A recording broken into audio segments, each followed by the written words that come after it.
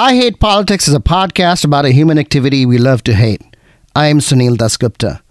This week, the relationship between sports and politics with my UMBC colleague, political scientist Tom Schaller. We talk about his new book, Common Enemies, Georgetown BasketBall, Miami football, and the racial transformation of college sports. I also talk with Montgomery County resident Rahul Khanna, one of the co-founders of the Maryland Badminton Premier League, about organizing an immigrant sport in a changing land.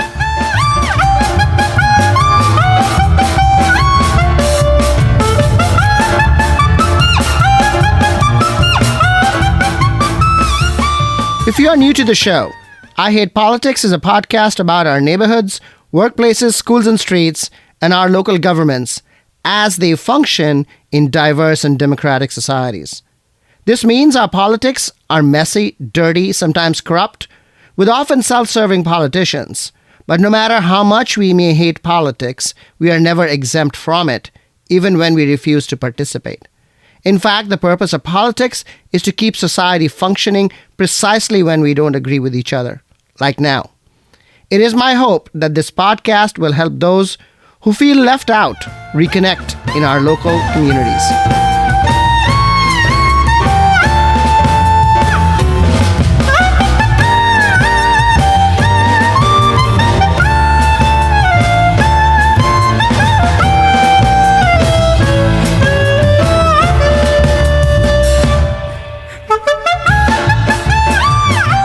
Music for this episode comes from the incomparable Washington area horn player and composer Seth Kibel.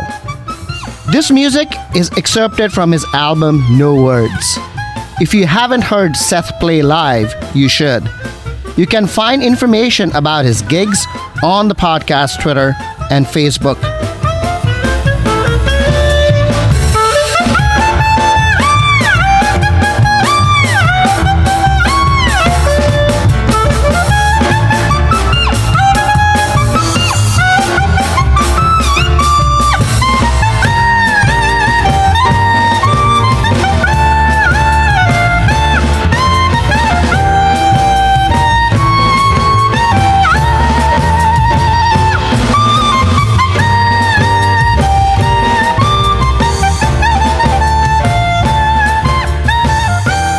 Montgomery County Democratic Central Committee selected its chair, Linda Foley, to fill Kathleen Dumais' vacancy in District 15 in West County. She got 20 out of 22 votes cast. This means she is going to be the incumbent in the June 2022 primary. Saqib Ali, a former state delegate who was also a candidate for the District 15 appointment, has said he's going to contest the seat in the primary. Usually, state delegates run as slates, and it will be very interesting to see whether Foley's colleagues in District 15, David Fraser Hidalgo and Lily Chi, slate with her. A slate is harder to defeat because it expands the support and reach of the slating candidates. The Montgomery County Board of Education appointed education consultant Scott Joftis to replace Pat O'Neill on the board. Pat O'Neill died a few months ago. The political season in Maryland, though, is about redistricting. It seems likely that in Montgomery County, at least, redistricting will mostly go forward on expected lines.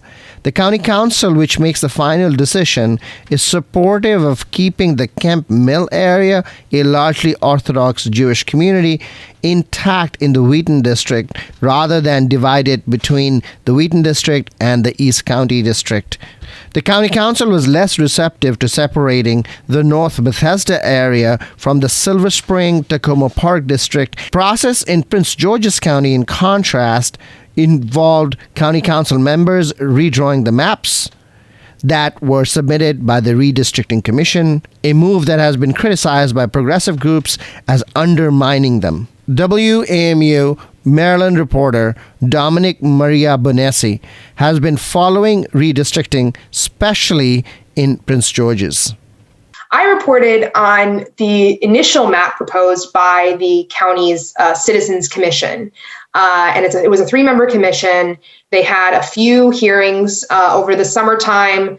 didn't really have the map while they were having the hearing, so it was difficult for people to comment before seeing any map that they were proposing. That map was accepted into the county council within the few weeks after the commission approved it.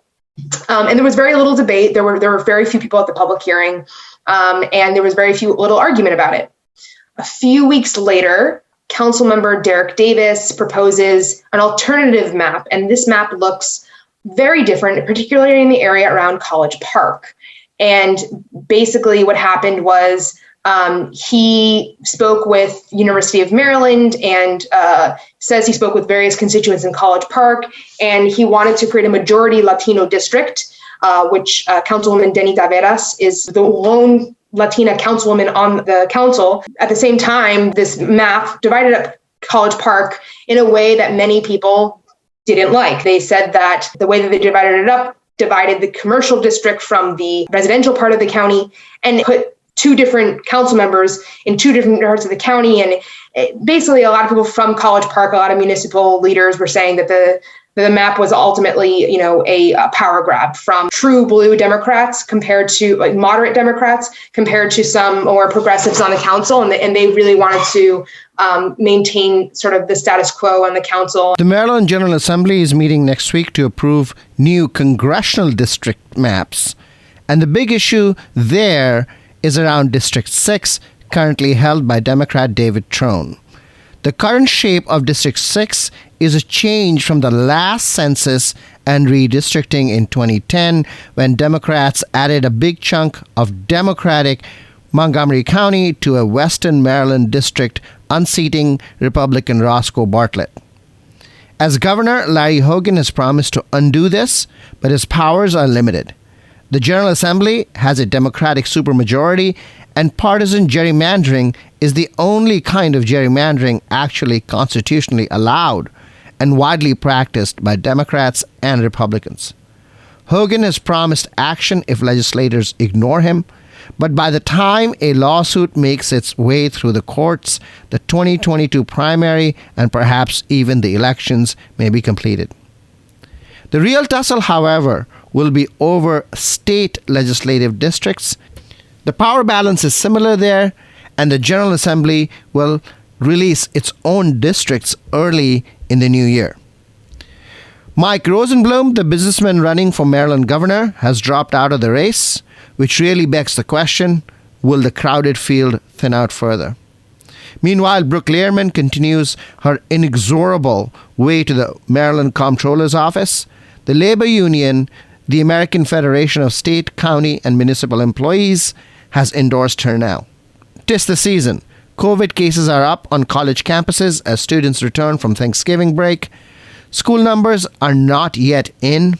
Maryland State Department of Education decided to extend the statewide mask mandate in schools, but is also developing benchmarks that would allow local schools to end masking in schools in the future. The familiar noise of leaf blowers in the fall. Starting January 1st, 2022, DC will ban all gas-powered leaf blowers. But why do we even blow leaves and collect them at the curb for the municipal governments to come and take it away as mulch or just garbage?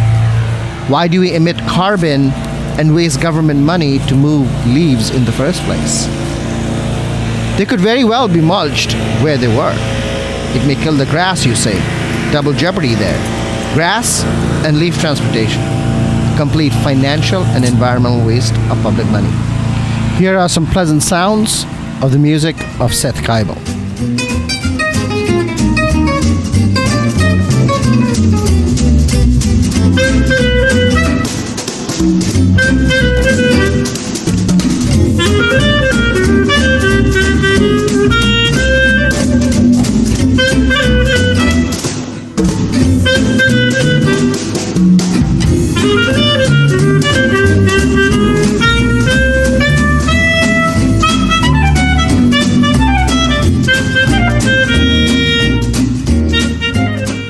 Tom Schaller, welcome to I Hate Politics. Great to be here, Sunil. Congratulations on your new book, Common Enemies, that looks at the post-integration transformation of college sports. We are a local show based in Washington, D.C., so let's start with our local protagonist, the 1980s Georgetown University basketball team. How did the 1980s Hoyas, change the game? Well, I think they changed it in a lot of ways. So much of it was led, of course, by their, Titanic Hall of Fame coach, John Thompson. He changed Georgetown basketball. He changed college basketball. He changed college sports more broadly. Some of that had to do with pushing back against the NCAA on standards and things like that. Some of that had to do with the, openly, essentially all black teams. He would have oftentimes maybe one or two white players and otherwise all black rosters. Some of it had to do with the sort of the disposition and the posture of John Thompson and his players, which was, very aggressive, militant at times.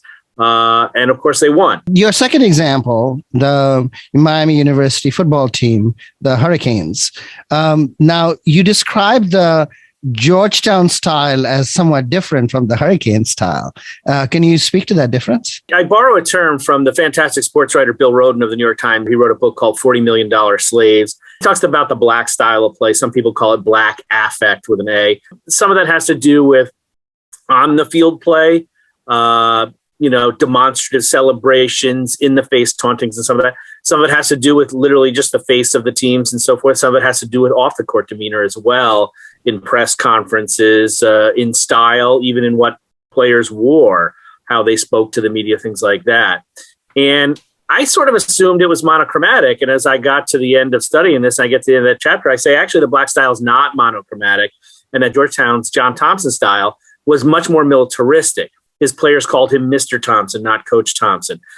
He was very much a disciplinarian. He would cancel practices sometimes and have what he called a mental practice, where he would just put all the balls in the rack and there would be no physical exercises or drills or scrimmages. And they would just talk about key issues of the day. So like he had a famous mental practice after the Jimmy the Greek racial comments in the late 80s.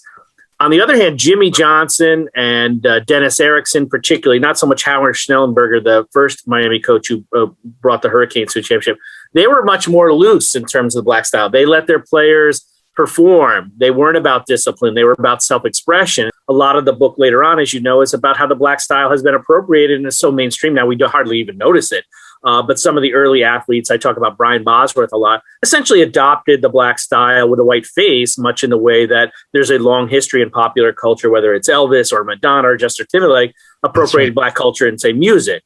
You write about how John Thompson put an airline ticket back home for Dikembe Mutombo after he missed a class. As somebody who came to the U.S. as an international student, that's chilling. Thompson was very much focused on creating great teams, but also guys that graduated. And he didn't want African-American athletes generally, and his program specifically, to be labeled as a bunch of dumb jocks. And so he was very hard on players. One of the conditions that he extracted from the Georgetown leadership when they hired him is that they would hire a full-time person who would be dedicated to the team as the academic advisor. That's Mary Fenlon, and she stayed there long after George Thompson left. He brought her over from the Catholic high school where he worked. She was, I don't know if she was a lay person or a nun, but I don't want to say she's a bigger legend than John Thompson, but she's probably more beloved in the program than John Thompson was, and was sort of like the team's sort of conscience and advisor, sort of a spiritual nun to the Georgetown team. In any case, the Mutombo story, as Mutombo tells it, was that he missed a practice, he missed some classes because of a toothache, and he went and made an appointment to see a dentist, and I guess he didn't tell somebody on the team or John Thompson, and so he was marked down as having skipped that class. And then when he was able to produce some documentation that he wasn't just screwing around and sloughing off and blowing off classes, Thompson obviously had him rip up the ticket, but it was probably, I don't know if he would have followed through on kicking him off the team and sending him back to Africa, but it was probably a message directly for Dikembe Mutombo, but certainly an indirect message to the rest of the team about how serious it was to go to class. And the black style that you describe, the in your face, the taunting and all of that, right? That they didn't invent that, right? It was Muhammad Ali before Kareem Abdul-Jabbar, and you write a little bit about it, Magic Johnson, so this existed before. But you have a hypothesis around cable sports and cable television. What is that? what fascinates me about the 1980s, and particularly for amateur athletes, it was true of pro athletes too, is that pro athletes have some power, right? They have money, they have salary, they have the right to negotiate contracts, they can change, teams within limitations if they're free agents and so forth. College athletes can change universities, but they don't really have a lot of power. They don't have a lot of voice, and they're, in some cases, still teenagers, right? Some of the top players are teenage superstars that are on TV at 18, 19 years old. And so for college players to begin to sort of express, to sort of flex these kind of muscles at a time when all this stuff was coming together, the Supreme Court ruling over cable television, the Oklahoma case in 1984, the rise of ESPN, which was founded in 1979, and pretty soon thereafter, within about 9 months, they were going 24 hours a day. It was a lot of reruns at first. The need to fill those time slots. Suddenly, athletes were more prominent, and I think some subset of them realized that they did have informal power, and they needed to express that informal power on the courts and in between games and press conferences and things like that. And so I think the Black affect that certainly existed in, playgrounds, for example, in, cities and other places where African Americans and other minorities played basketball, taunting and gamesmanship, head games. The license for I think non-white athletes to do that was far more limited at that time. I talk in chapter 2 about the overt racism on campus and kicking Black athletes in a non-demonstrative way, just, protesting playing against BYU, which didn't allow Blacks in the church, or protesting the civil rights, and Black players were kicked off their own teams to their own self-detriment. I talk about the Indiana University 10, and I talk about the Wyoming football teams of the 1960s under Lloyd Eaton, who banished their own players. You're only a decade and a half after that, and now you have athletes being, very vocal in some cases and very prominent celebrities, if you will, on their campuses and increasingly nationally with the rise of cable networks, the rise of the Big East in the case of Georgetown, and the big conference football and basketball, the rise of the true national championship games of the sort that we sort of saw Miami and Nebraska play, where there was the number one, number two weren't forced to play in bowl games. And so as college sports became a bigger marketing phenomenon, there was this opportunity, and some athletes and some programs and some coaches, I think, seized upon that. But it's interesting, right? We are back to the same place with Colin Kaepernick now. Yeah. I mean, I talk about Kaepernick and a bunch of recent phenomena in the last chapter. The NIL controversy, the names and image and likeness controversy. I talk a little bit about reforms on the academic standards fronts. I talk about the integration of things beyond the rosters of coaching ranks and administrator ranks at both the NCAA and conference level and university presidents. We had our first major conference. We now have our first major conference Black athletic director for the entire conference in the Big Ten, excuse me. So I talk about sort of more recent phenomena. What's fascinating to me about Kaepernick is, he's a pro football player, and his protest was about racial violence and other sort of things. So there's a time leap there, and there's an issue change, and it's a pro football player as opposed to college. But many of the college students and athletes did protest the Vietnam War, not just racial inequality. They also did protest about racial inequality on campus, segregated housing on campus, the way minorities, athletes were treated on campus. So there's a continuum there with about 50 years in between, of course, or 45 years in between Kaepernick's protest. But if you situate it in the same context of the college athlete protests of the 1980s or the 1968 Mexico City Olympic track stars, Tommy Smith and John Carlos, the issues sometimes change. It's war, it's civil rights, it's economic equality, it's police brutality. But the ability of African Americans, especially in this segment of society where they do have real power and strength in numbers and visibility and a microphone and now a social media platform, is pretty dramatic. And we saw, and I listed not all of them, but some of the episodes in the last few years where, the University of Iowa football team came under scrutiny and Oklahoma State come under scrutiny because of the treatment of minority athletes and so forth. And it was oftentimes the athletes themselves, young men and women in their late teens or early 20s who forced the universities and their athletic departments and programs to change. So let's go back to your TV hypothesis for just a minute. The marketing opportunities brought by cable television enabled some of these athletes to come into their own and express themselves and gain power. Robert Putnam also has a TV hypothesis where he says that in America, with the coming of television, there's been a loss of social capital. As I read your book, I was wondering, did we just move from sort of political capital as Robert Putnam understood it and just transferred it to cable sports and, Georgetown and Miami? I mean, is that sort of what happened? So Putnam has half the story and you have the other half? I think for the Black experience, it was the reverse. As I talk about in the book, African Americans who lived in college towns and who didn't go there, they don't have any aunts or uncles or cousins, or certainly not parents and grandparents who went there. Universities were segregated in those days. What is their rooting interest for the local college team in, say, Lansing, Michigan at Michigan State? We talk about Magic Johnson. Why should they root for the Spartans, right? It's much better to root down the road for Detroit Lions or the Tigers, right? Or the Pistons or something, because at least they're in the city. There's an ethnic connection to that. There's a residency there. They didn't live on campus in Lansing, even if they lived in downtown Lansing where the state capital is, right?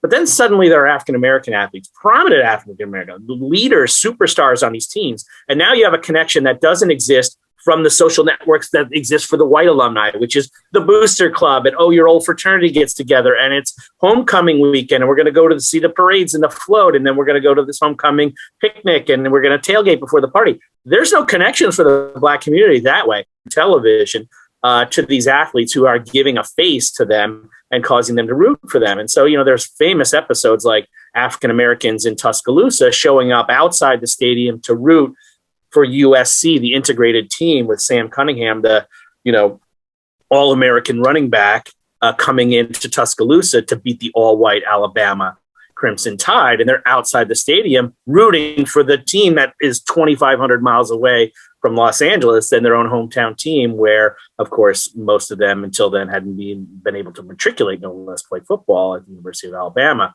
So in a weird way, TV becomes this sort of transgeographic form of a cultural institution. It's not a Kiwanis Club where you go down there and you show your card and for the event, but you turn on your TV, on March 1st or whatever it was, 1979, and you watch Magic Johnson take on Larry Bird as a Black diaspora.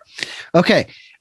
So, you did say that, it's not just Georgetown and not just Miami, but it is kind of really striking that you picked those and that those two teams, were really remarkable in their domination, of course, but also in their approaches. Why those two? Yeah, I think I don't have an answer to that question, Sunil. I mean, it should have been one of these major land grant public universities. And of course, there are Titanic programs like UCLA that fit that billing. To me, what was interesting is, not that it came out of the cities, but it came out of the parts of two cities, right? It came out of northwest corner of the northwest quadrant of Washington, D.C., the most affluent section of the most affluent quarter area geographically of the city. It came out of Coral Gables, which isn't downtown Miami of Miami-Dade County as we know it today. It's a tiny little community that was constructed by a wealthy developer named George Merrick only about 100 years ago out of former orange groves. So the area where it came from is surprising. And then the universities, like you said, private universities, and not just that, private universities with no reputations for those respective sports. I mean, Miami almost within one vote came within disbanding its football program in 1976 by a vote of the Board of Trustees. 7 years later, they win the national championship. Georgetown, the year before they hired John Thompson, the coach John McGee went 3-23. By 1979, John Thompson has them in the NCAA tournament. They'd only played in 2 postseason tournaments in the 43 years before Thompson even got there. And so it's two unusual, unlikely programs at 2 very unlikely universities, in my view. And I don't really have an explanation for why that is. Some of it has to do with the gutsy hire of John Thompson and maybe the gutsy hire of Howard Schnellenberger, the coach that led Miami to their first national champions. And you can't really put that into a formula. You just pick the right coach for the right moment, maybe.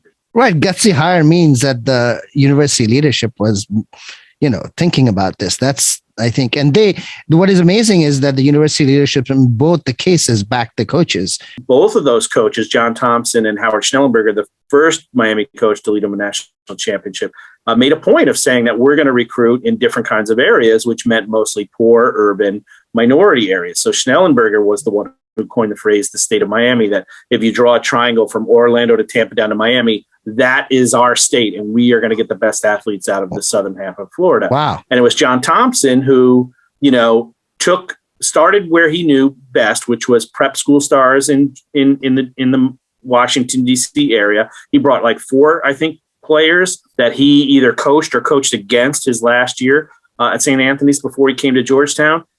He started 5 black freshmen before Michigan did, famously in 1991 with the Fab Five.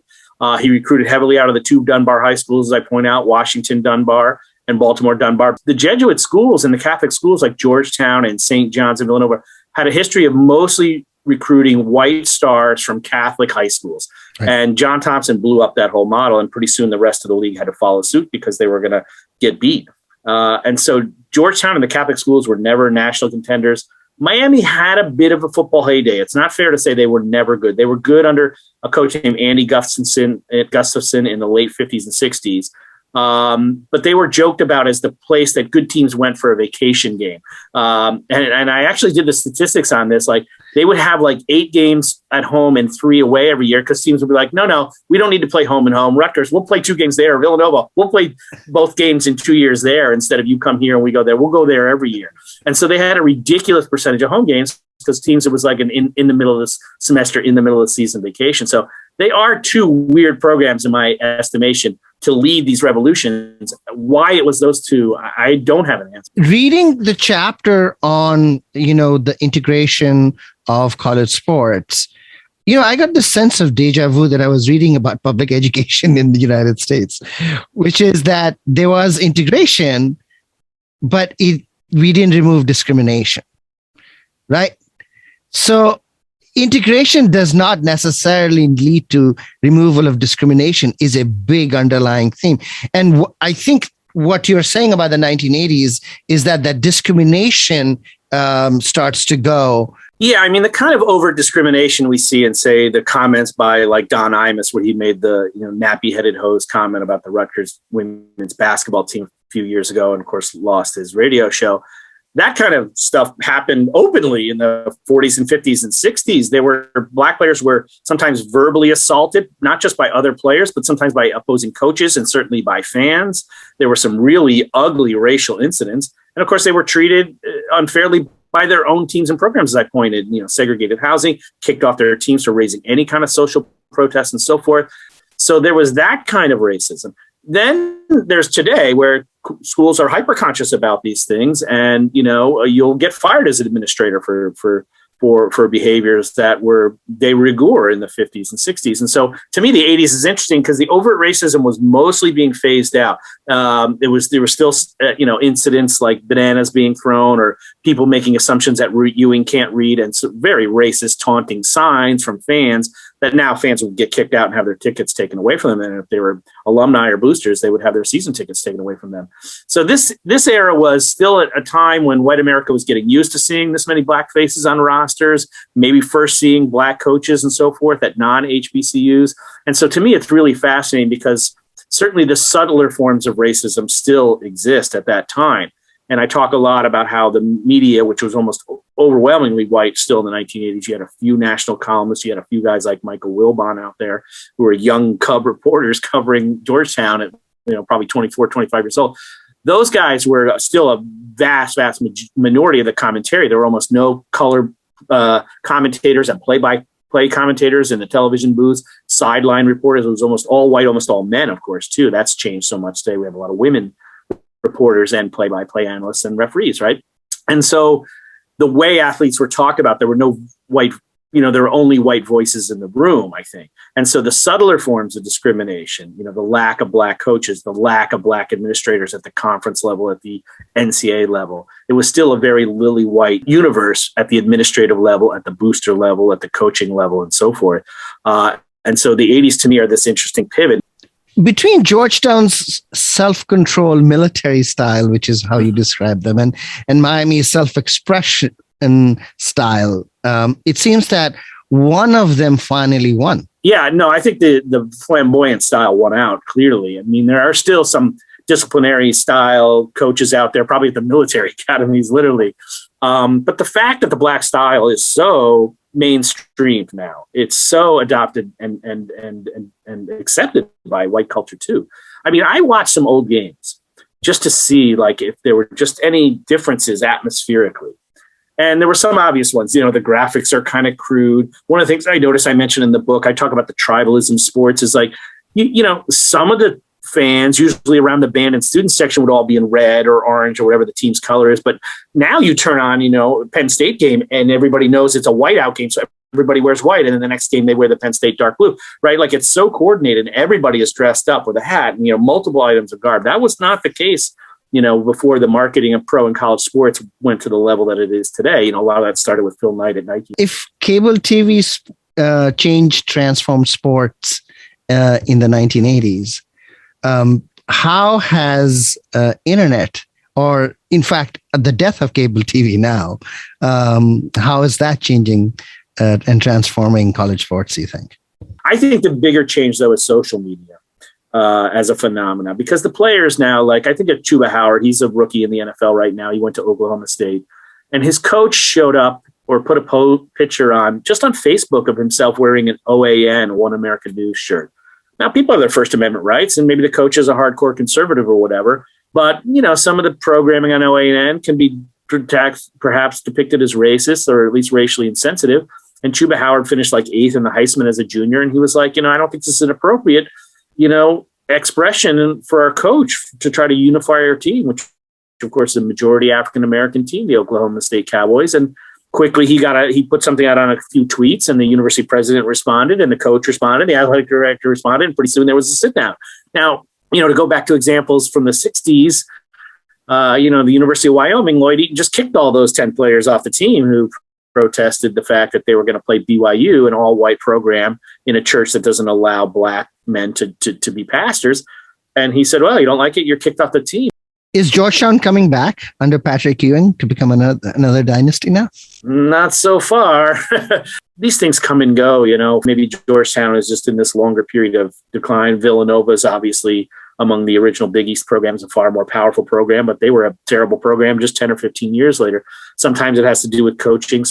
Sometimes it's a reputation where players want to play. The dissolution of the Big East Basketball Conference did some damage to Georgetown and the other teams. There's no question about it. And the teams that didn't jump quickly, like, you know, Syracuse to the ACC and stuff, probably suffered accordingly. I mean, Big East basketball was the dominant program in very quick order. The Big East was founded in 1979, and they had teams in the Final Four, starting with Georgetown as early as 1982. Took them only 3 years, but their heyday has certainly passed, and that makes it, I think, harder for Patrick Ewing to recruit than it did for John Thompson to recruit him. I mean, Patrick Ewing was the consensus number one high school senior the year he came out. He could have gone anywhere, and it was kind of a surprise that he went to Georgetown. He got recruited at the UCLAs and the North Carolinas and the other dominant programs. And, you know, maybe if the Big East hadn't formed at that point, even if Thompson were there, Ewing might not have taken a chance. But, you know, they had a TV contract, conference strength, and the conference contracts and those other things do affect the livelihoods, I think, of the member teams. There's no way that it doesn't. I mean, even Miami, which was a long-time independent, joined the ACC because there's some value in having natural rivalries and those television contracts and the revenues that come from it, and therefore the recruiting advantages that come from it. Tom Schaller, thank you for coming on I Hate Politics. This has been fascinating.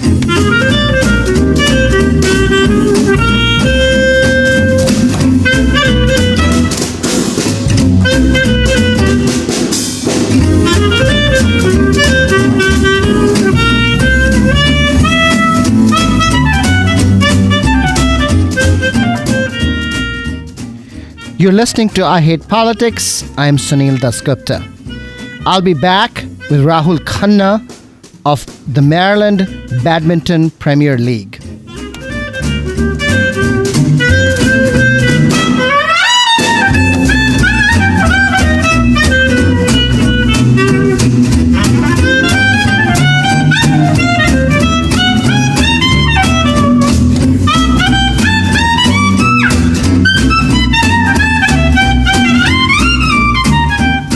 Rahul Khanna, welcome to I Hate Politics. Thank you, Sunil. Thank you for having me. Can you explain what Maryland Badminton Premier League is? This league was created with the sole purpose of recreational activities for the Indian community. When did you start? I believe it was fall of 2018. And did you get a lot of recruits almost immediately? We created this group on Saturday. On Monday, we had over 150 people join in 2 days. I mean, it just blew up to a point where by the end of the seventh or, by the end of the following weekend, we were close to 300-400 members. Just everybody wanted to know, where can I go play? Where can I go play? So that's how this whole thing started. What did you do then? You had 300-400 people wanting to play. Yeah, so then we had to figure out this is serious, right? People really have taken an interest to it, all wanting the same thing.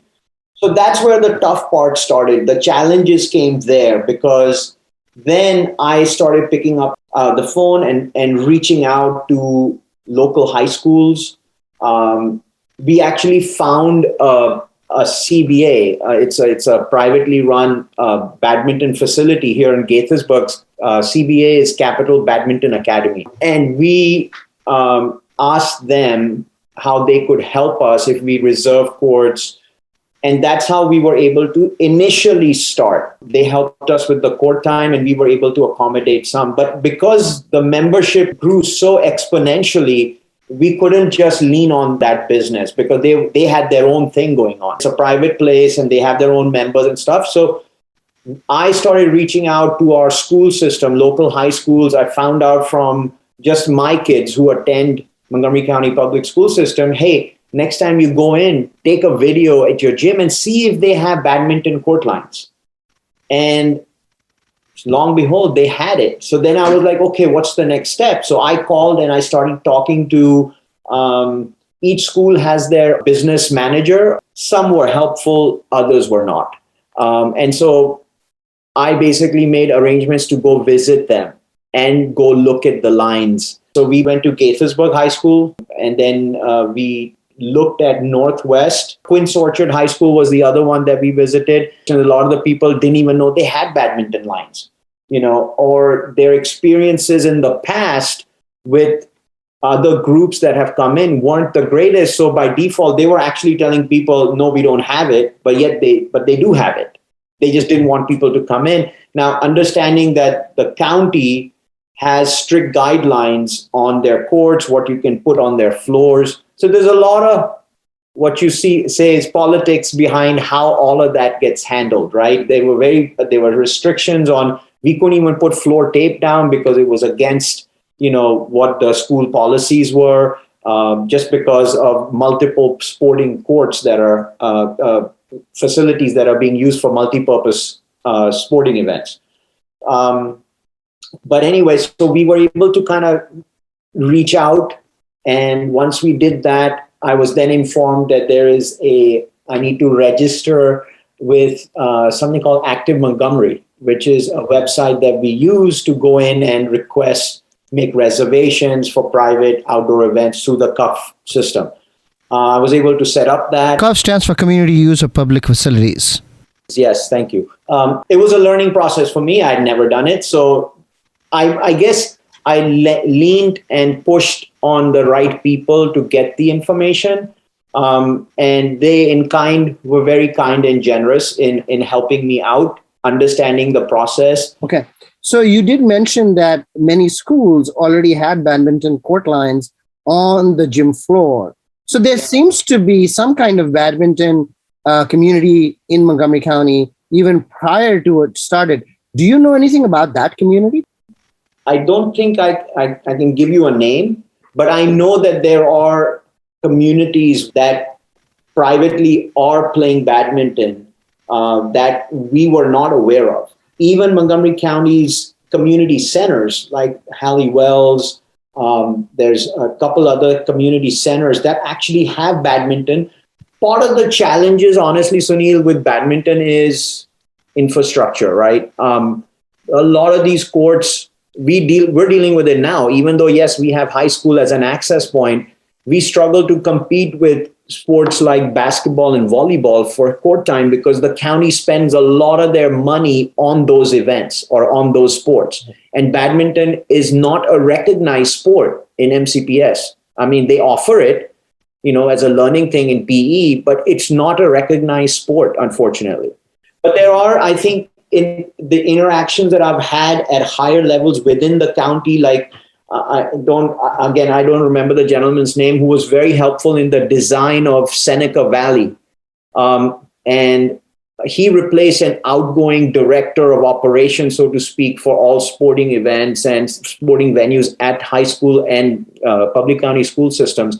And he was really, really helpful in explaining to us, because we wanted more, right? As a community, we've expressed to them, shared with them, we're on WhatsApp. Some of them actually are following us on Facebook, okay? But at the start, that's how the outreach started, right? And so through those means of social media, we were able to connect with a lot of these people at the higher levels, taking decisions on what goes on simple things as the gymnasium at a new school.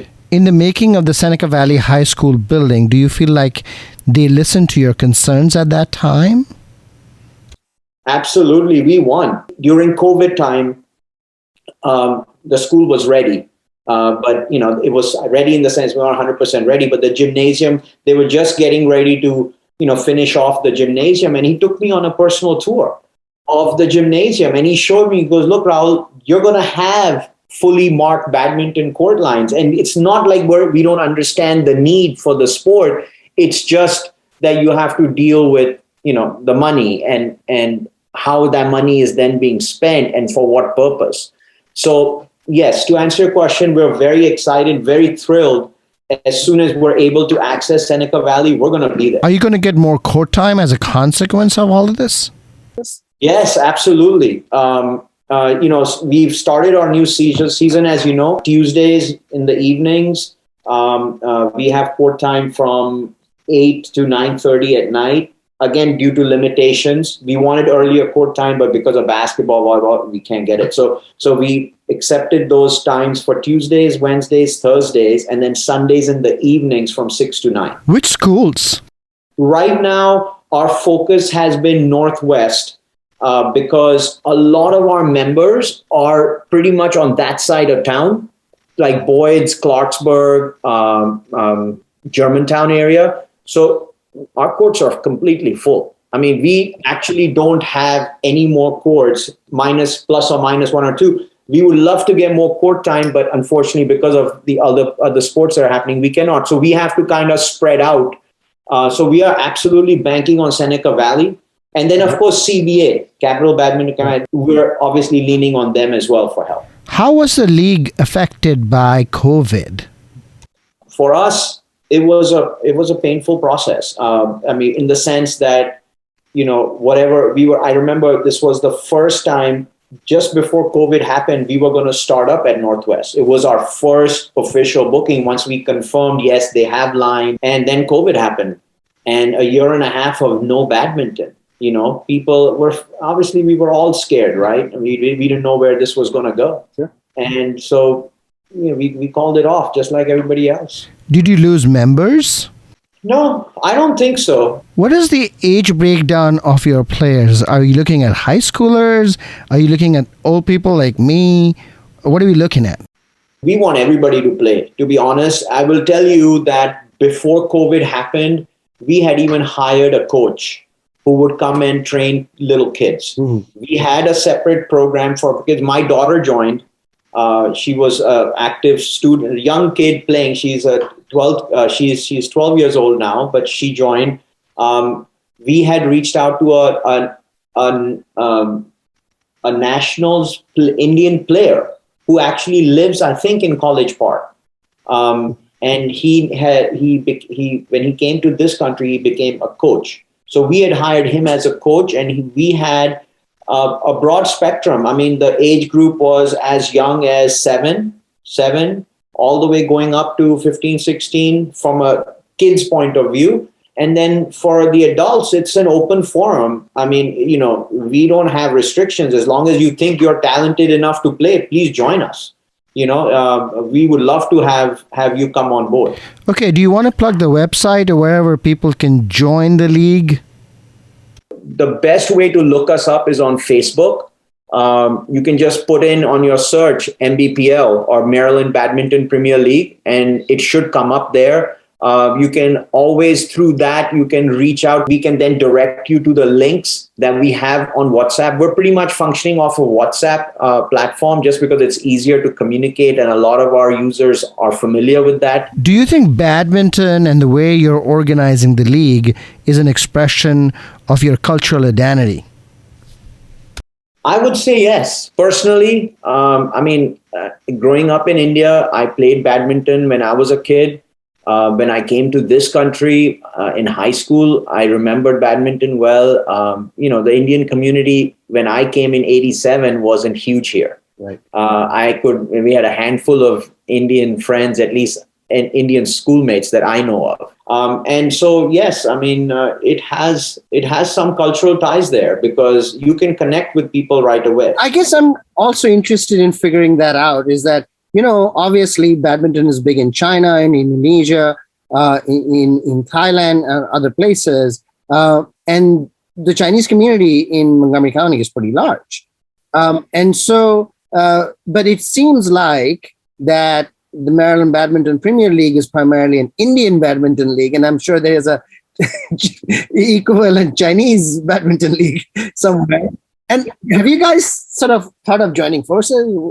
Well, the interesting thing here is that this whole idea was created only just as an outreach within our Indian community. But bear in mind, we did not in any way want to stop others from joining. We had people that joined at the start, that were from all walks of life, not just the Chinese or the Indians. It was also, badminton is recognized here. If you talk to some of the people that you run into and you go to a place like CBA, you get people from all walks of life. Badminton is organized as a recreational sport. Would you like to see it as a varsity sport? Why not? But what do you have to do to get there?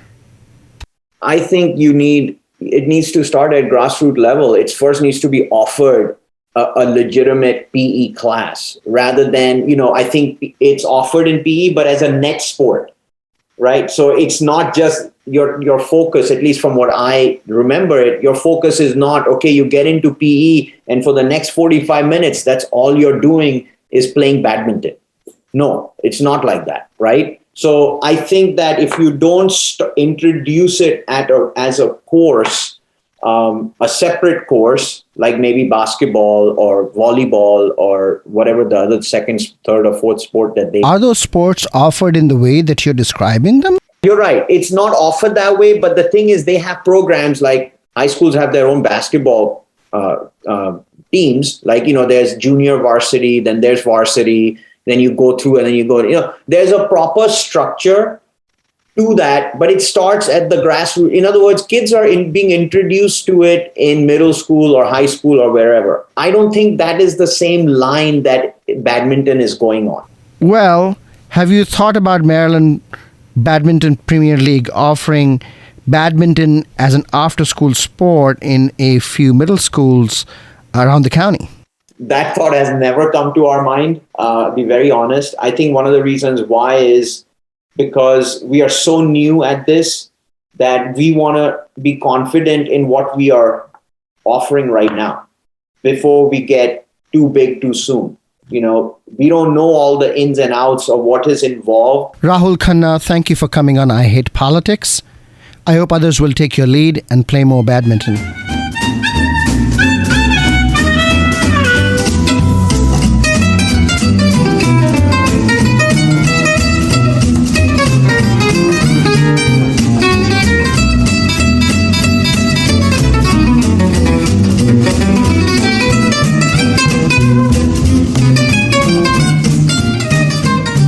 What lessons can we draw from my conversation with Tom Schaller and Rahul Khanna?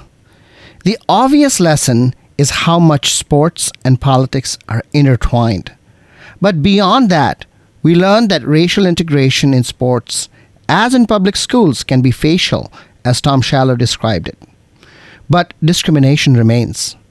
In the 1980s, led by the Georgetown basketball team and the Miami football team, young college athletes began to gain actual power. And it isn't because someone handed it to them. The athletes, their coaches, and perhaps their universities saw a new market of cable television that they could exploit. In Schaller's telling, they took the black style of play to build viewership and fans, and many like Patrick Ewing and Michael Irvin eventually became superstars and changed the sport and the power that athletes had in the system. This is no means a complete victory. We are still dealing with Colin Kaepernick's exclusion from the NFL. Second, there's a truckload of literature examining what sports teams do for their cities and whether those benefits should be courted by cities with stadium tax breaks and other incentives. But in these equations, it is hard to capture the social impact of racial transformation of sports. John Thompson's Hoyas became Washington, D.C.'s basketball team after the Wizards went into decline following their 1978-79 championship runs. The 1980s Hoyas inspired a generation of Washington, D.C. area kids to root for Georgetown, if not attend and play for the university. Similarly, Miami football brought pride to the state of Miami, the southern Florida area of Dade, Broward, and Miami counties from which the team drew most of its recruits. And as African American and Latino players were heavily recruited, and John Thompson fielded an all-black starting lineup in 1991, the teams drew more African American and Latino fans, changing who watched college sports and sports economics altogether. Further, as Tom Schaller points out, the black style becomes adopted by white players and is now mainstream to the point where we hardly notice it. Third, Georgetown BasketBall, Miami football, and Maryland Badminton Premier League tell us something about sports as a venue and instrument of inclusion.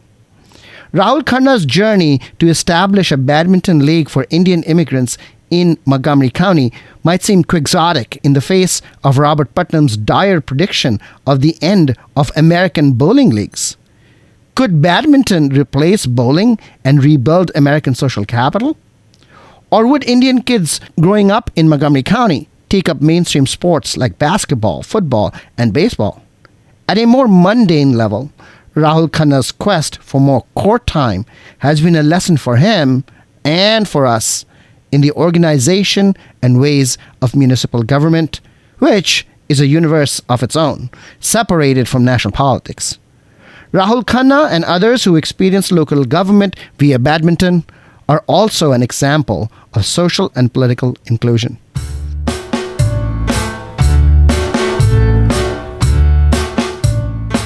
That's all for this episode. You've been listening to I Hate Politics. I'm Sunil Dasgupta. Music for this episode comes from Washington area horn player and composer Seth Kibel. The music is excerpted from his album No Words. If you haven't heard him play, you should. You can find information on his gigs on the podcast Twitter and Facebook. If you want to share your music on the show or know someone who might want to, please email us at ihppod@gmail.com or reach out on Twitter at ihppod. I hope you'll subscribe and share the podcast as we bring you stories about politics close to you and your home. See you next time.